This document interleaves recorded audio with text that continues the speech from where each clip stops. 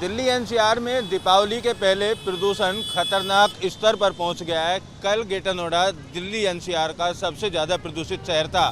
Pollution department की अगर माने तो सड़कों पर लगने वाला जो जाम है, जिसकी मैं तस्वीर आपको दिखाऊं, महामाया फ्लाईओवर पर आप देखेंगे तमाम जो गाड़ियां हैं रेंग रेंग कर चलने के लिए मजबूर हैं। इस तरीके से गाड़ियों का लगने वाला जाम प्रदूषण बढ़ने के पीछे एक बड़ा कारण प्रदूषण नियंत्रण विभाग मान रहा है। दूसरा कारण तमाम जो कंस्ट्रक्शन साइट हैं जहां पर निर्माण कार्य चल रहे हैं, वहां उड़ने वाली धूल और टूटी हुई सड़कों की वजह से उड़ने वाली धूल की वजह से प्रदूषण का स्तर नोएडा और ग्रेटर नोएडा में सबसे ज़्यादा बढ़ रहा है। हालांकि संबंधित प्राधिकरण पुलिस को इस बात की जानकारी दे दी गई है कि जाम ना लगे और धूल ना उड़े, उसके एहतियात बरते जाएं।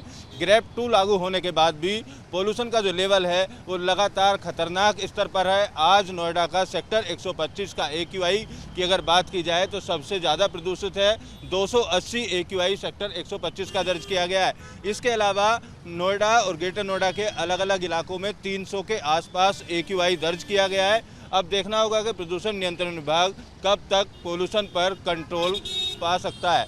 दिल्ली एनसीआर में दीपावली के पहले प्रदूषण खतरनाक स्तर पर पहुंच गया है। कल ग्रेटर नोएडा दिल्ली एनसीआर का सबसे ज़्यादा प्रदूषित शहर था।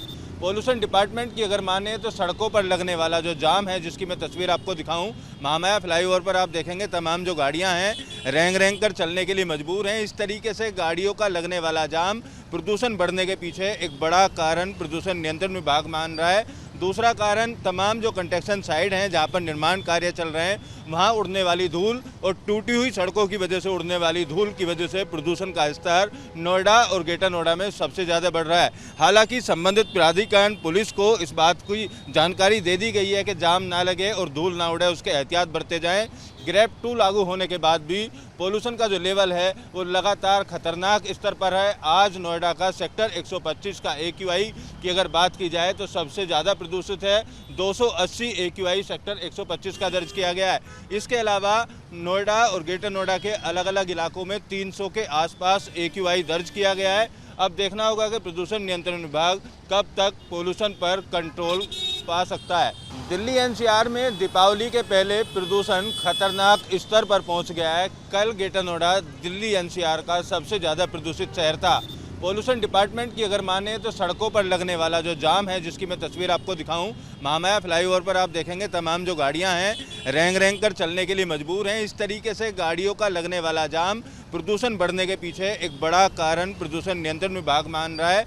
दूसरा कारण तमाम जो कंस्ट्रक्शन साइट हैं जहां पर निर्माण कार्य चल रहे हैं, वहां उड़ने वाली धूल और टूटी हुई सड़कों की वजह से उड़ने वाली धूल की वजह से प्रदूषण का स्तर नोएडा और ग्रेटर नोएडा में सबसे ज़्यादा बढ़ रहा है। हालांकि संबंधित प्राधिकरण पुलिस को इस बात की जानकारी दे दी गई है कि जाम ना लगे और धूल ना उड़े, उसके एहतियात बरते जाएं। ग्रेप 2 लागू होने के बाद भी पोल्यूशन का जो लेवल है वो लगातार खतरनाक स्तर पर है। आज नोएडा का सेक्टर 125 का AQI की अगर बात की जाए तो सबसे ज़्यादा प्रदूषित है। 280 AQI सेक्टर 125 का दर्ज किया गया है।